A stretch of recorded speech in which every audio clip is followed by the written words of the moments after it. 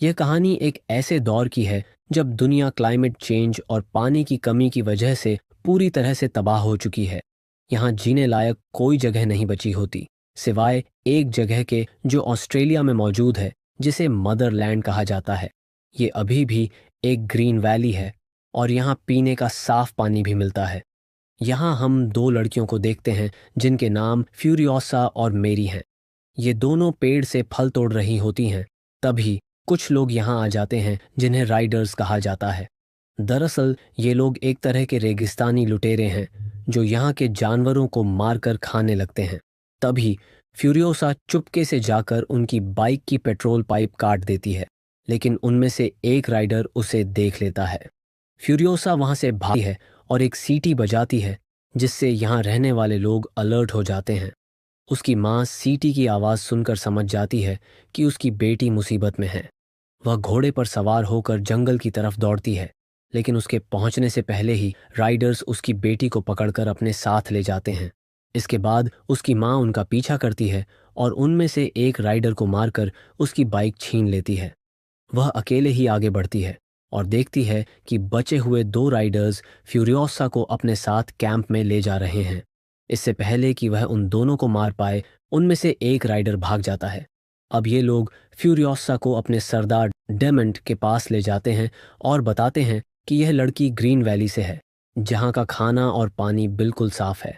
Daemon Furiosa से उस जगह के बारे में पूछता है, लेकिन वह एक शब्द भी नहीं बोलती। तभी उसके साथ आखिरी बचे जख्मी सोल्जर को अंदर लाया जाता है, जो उस ग्रीन वैली का रास्ता जानता है। लेकिन कुछ बताने से पहले ही फ्यूरियोसा उसे मार देती है। उसकी बहादुरी देखकर डेमन बहुत प्रभावित होता है। इसके बाद वह उसे टेंट में बंद कर देता है और अपने आदमियों को उसके चारों तरफ तैनात कर देता है।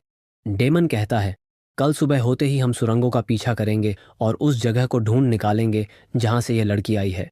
दूसरी तरफ हम मेरी को देखते हैं, जो खुद को छुपाने के लिए राइडर्स के कपड़े पहन लेती है और फ्यूरियोसा को छुड़ाने के लिए निकल पड़ती है। उसी समय वहां एक बहुत बड़ा रेतीला तूफान आ जाता है, जिसका फायदा उठाकर मेरी आसानी से फ्यूरियोसा तक पहुंच जाती है और डेमन के सिपाहियों को मारकर उसे लेकर भाग निकलती है। लेकिन डेमन के लोग उसे भागते हुए देख लेते हैं और पूरी फौज के साथ उसका पीछा करने लगते हैं। मेरी जानती है कि डेमन एक खतरनाक दरिंदा है।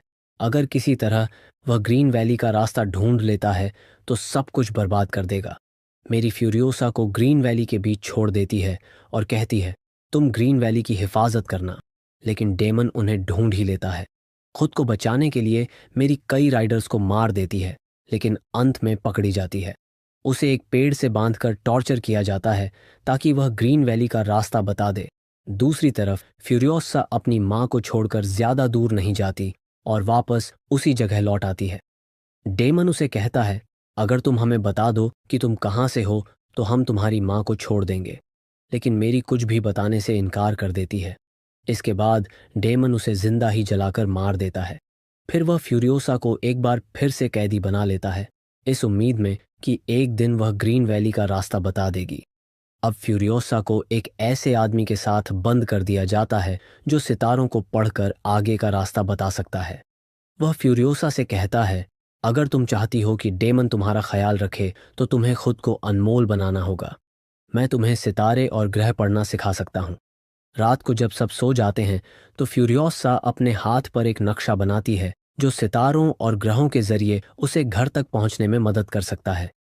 एक दिन जब डेमन खाना और पानी खोजने कहीं जाता है तो उसका सामना एक जंगली आदमी से होता है। वह जंगली आदमी कहता है, मैं वेस्टलैंड के फोर्ट से आया हूँ। वहाँ खाने और पीने की कोई कमी नहीं। अगर तुम मेरी मदद करो तो मैं तुम्हें फोर्ट तक पहुँचने का रास्ता बता सकता हूँ। इसके बाद डिमेंट उसे अपने साथ ले लेता है और पूरी फौज उस किले पर कब्जा करने के लिए वहां जाती है। लेकिन फोर्ट के नज़दीक पहुंचते ही डिमेंट के लोगों का सामना वहां के कबीले वालों से होता है, जो अपने सरदार इमोटन के वफादार हैं और उसके एक इशारे पर अपनी जान भी दे सकते हैं। तभी वहां देखते ही देखते जंग हो जाती है और डिमेंट के साथियों को यहां से भागना पड़ता है। लेकिन डिमेंट इतनी आसानी से हार मानने वाला नहीं था। अगले दिन उन्हें एक जंगी टैंकर नजर आता है जो फोर्ट में खाना और डीजल सप्लाई करता है। अब जब वह डीजल लेकर वापस आ रहा था तो राइडर्स टैंकर को बीच रास्ते में ही लूट लेते हैं। इसके बाद डिमेंट किले पर कब्जा करने के लिए एक ट्रोजन हॉर्स स्ट्रैटेजी बनाता है और उसके कुछ साथी टैंकर के अंदर छुप जाते हैं। इसके बाद ये लोग टैंकर को वापस लेकर डीजल घर की तरफ मोड़ लेते हैं और फिर पीछे से अपने ही लोगों पर हमला करने लगते हैं। अब डीजल घर वालों को लगता है कि टैंकर पर हमला हो रहा है, इसीलिए वे दरवाज़ा खोल देते हैं। फिर अंदर एंटर होते ही टैंकर के अंदर छुपे हुए लोग बाहर आते हैं और वहाँ के सभी सिक्योरिटी गार्ड्स को मारकर दरवाज़ा खोल देते हैं। इसके बाद डिमेंट की पूरी फौज अंदर आ जाती है और डीजल घर पर उसका कब्जा हो जाता है। फिर वह डीजल घर के सरदार को कैदी बनाकर इमोटन के किले में ले जाता है और धमकी देता है कि अगर कोई भी चालाकी की तो मैं पूरे डीजल घर को उड़ा दूंगा।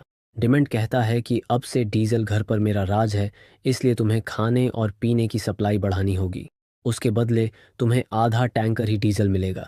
लेकिन जब उसकी बात नहीं मानी जाती तब वह उस पुराने सरदार को मार देता है। तभी इमोटन की नज़र फ्यूरियोसा पर पड़ती है। वह पूछता है कि यह लड़की कौन है। तब डिमेंट बताता है कि यह मेरी बेटी है, लेकिन फ्यूरियोसा उसे बता देती है कि यह सच नहीं है, इसने मेरी माँ को जिंदा ही जलाकर मार दिया। इसके बाद वह कहता है कि मैं तुम्हारी सप्लाई बढ़ा दूंगा, लेकिन इसके बदले मुझे यह लड़की चाहिए ताकि जब यह बड़ी हो तो मेरे बच्चे पैदा कर सके। इसके साथ वह डिमेंट के फिजिशियन को भी अपने पास रख लेता है। फिर उसके लोग फ्यूरियोसा को एक वोट में ले जाते हैं जिसके अंदर और भी कई औरतें बंद होती हैं।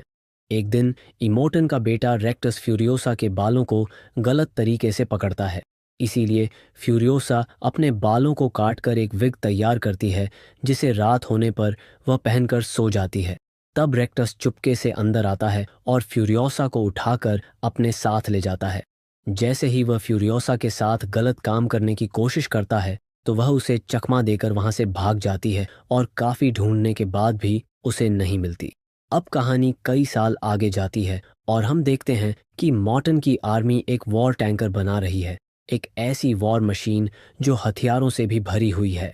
इस टैंकर को बनाने में फ्यूरियोसा भी उसकी मदद कर रही होती है, जो लड़के का फेस रखकर उनके बीच में छुपी हुई है।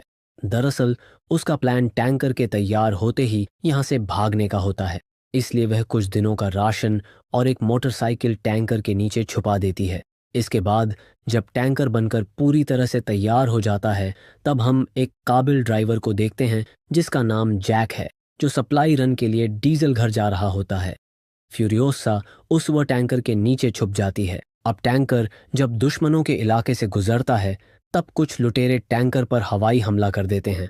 इसमें टैंकर के साथ बहुत सारे जंगजू मारे जाते हैं। तभी एक राइडर फ्यूरियोसा पर भी हमला कर देता है और जो बाइक वह अपने साथ लाई थी वह भी टूट जाती है। इसके बाद फ्यूरियोसा भी लड़ाई में शामिल हो जाती है और राइडर्स को मारने में जैक की मदद करती है। तभी अचानक उसका हेलमेट नीचे गिर जाता है और जैक देख लेता है कि फ्यूरियोसा एक लड़की है जो अपना फेस छुपाकर यहाँ से भाग रही है। अब जैक और फ्यूरियोसा सभी राइडर्स को मार देते हैं। तभी फ्यूरियोसा पीछे से जैक पर गन पॉइंट कर देती है और उस टैंकर को रोककर नीचे उतरने के लिए कहती है ताकि वह उस वॉर टैंकर को यहाँ से लेकर भाग सके। लेकिन जैक बड़ी ही चालाकी से उसे नीचे गिरा देता है और टैंकर लेकर यहाँ से चला जाता है। फ्यूरियोसा ने जैसा सोचा था वैसा कुछ भी नहीं हुआ, इसलिए वह काफी मायूस हो जाती है और अब वह उस रेगिस्तान में अकेली होती है। तभी फ्यूरियोसा देखती है कि जैक वापस आ रहा है। जैक उसे कहता है कि मैं तुम्हारे लड़ने के जुनून को देखकर हैरान हूँ। तुम्हारी लड़ाई बहुत अच्छी है, लेकिन तुम अभी भी बहुत कच्ची हो, इसीलिए मैं चाहता हूँ कि तुम मेरे साथ हो जाओ और मैं ग्रुप को फिर से खड़ा करने में मेरी मदद करो। इसके बाद मैं तुम्हें रोड जंगों के बारे में सारी चीज़ें सिखाऊंगा और फिर तुम्हारा जो भी मकसद है उसे पूरा करने में तुम्हारी मदद करूंगा। इसके बाद फ्यूरियोसा जैक के ग्रुप में शामिल हो जाती है और वह उसे अपना सेकंड कमांड बना लेती है। कुछ समय बाद हम देखते हैं कि फ्यूरियोसा और जैक का रिश्ता काफ़ी गहरा हो गया है।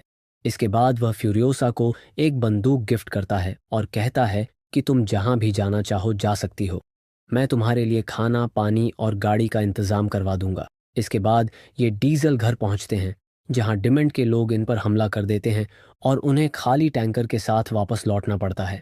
जब ये लोग इमोटन को जाकर ये बात बताते हैं तो उसे बहुत गुस्सा आता है, इसलिए वह डिमेंट के खिलाफ जंग का ऐलान कर देता है। वह जैक और फ्यूरियोसा से कहता है कि कल सुबह तुम खाली टैंकर लेकर बुलेट फार्म जाओगी और वहां से जितना भी गोला बारूद मिले सब यहाँ ले आना। शाम होते ही जैक और फ्यूरियोसा एक पहाड़ी पर मिलते हैं। तब जैक फ्यूरियोसा के हाथ पर बना नक्शा देख लेता है और पूछता है कि जहां तुम जाना चाहती हो वह जगह कहाँ है। इसके बाद फ्यूरियोसा उसे वह जगह दिखाती है जो उसकी माँ ने उसे दिया था। वह उसे कहती है कि तुम भी मेरे साथ चलो, यहाँ से बचकर भागने का यह सबसे अच्छा मौका है। इसके बाद जैक उसके साथ चलने के लिए राजी हो जाता है। अगली सुबह जब ये दोनों वॉर टैंकर के साथ निकलते हैं तो जैक बीच रास्ते में टैंकर रुकवा देता है और एक कार में खाने पीने का सामान और 2 बैग लादकर फ्यूरियोसा को दे देता है। अब जैसे ही ये लोग फोर्ट के अंदर एंटर होते हैं तो डिमेंट के लोग इन पर हमला कर देते हैं, लेकिन जैक उस टैंकर के साथ अंदर ही फंस जाता है और साथ में उसके सारे साथी भी मारे जाते हैं। फ्यूरियोसा उसे बाहर निकालने की काफ़ी कोशिश करती है, लेकिन डिमेंट के लोग उसे चारों तरफ से घेर लेते हैं। इसलिए जैक फ्यूरियोसा को यहाँ से चले जाने के लिए कहता है, लेकिन फ्यूरियोसा जैक को अकेला छोड़कर यहाँ से नहीं जाना चाहती। वह डिमेंट के लोगों का सामना करती है और जैक को बचाकर फोर्ट से बाहर आ जाती है। इसके बाद ये दोनों कार में बैठकर यहाँ से भाग जाते हैं। फ्यूरियोसा बताती है कि हमें ईस्ट की तरफ 3 दिनों का सफ़र करना है, जिसके बाद हम नमक के रेगिस्तान तक पहुँच जाएंगे और वहाँ से आगे का सफ़र बाइक पर पूरा करना होगा। इसके बाद डिमेंट के लोग जैक और फ्यूरियोसा को रोकने के लिए उनका पीछा करते हैं। वे शॉर्टकट रास्तों से होते हुए जल्दी उन तक पहुँच जाते हैं। तभी जैक को गोली लग जाती है और फ्यूरियोसा का हाथ भी जख्मी हो जाता है। इसके बाद डिमेंट अपने मॉन्स्टर ट्रक से टक्कर मारकर कार को पलट देता है और इन दोनों को पकड़कर कैदी बना लेता है।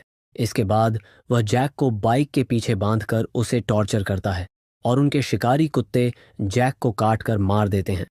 इसके बाद फ्यूरियोसा को भी उस मॉन्स्टर ट्रक के पीछे बांधकर लटका दिया जाता है, जहां वह जैक को अपनी आंखों से मरता हुआ देखती है।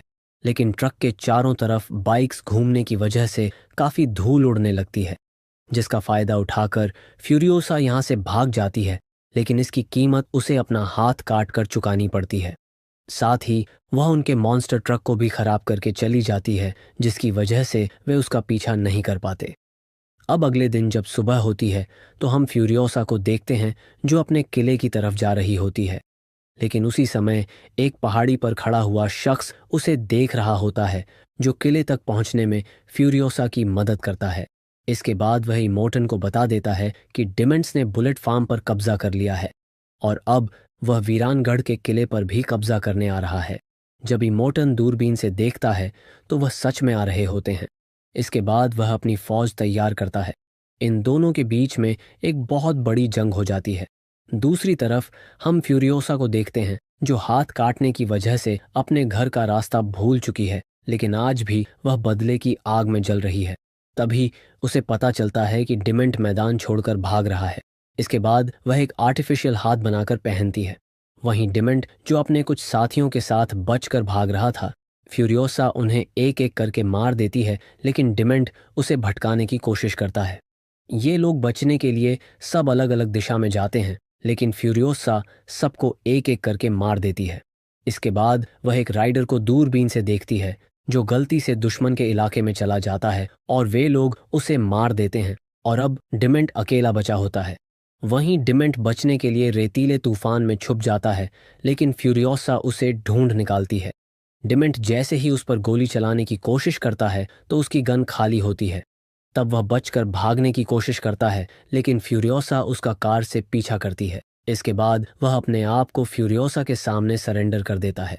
इसके बाद फ्यूरियोसा उसे अपनी कार के पीछे बांधकर उसी तरह टॉर्चर करती है जैसा उसने जैक के साथ किया था। फ्यूरियोसा उसे याद दिलाती है कि मैं वही लड़की हूं जिसकी मां को तुमने 15 साल पहले जलाकर मार दिया था। फिर वह उसे पेड़ पर लटकाकर हल्की आग से जला देती है, जैसे उसने उसकी मां को जलाया था।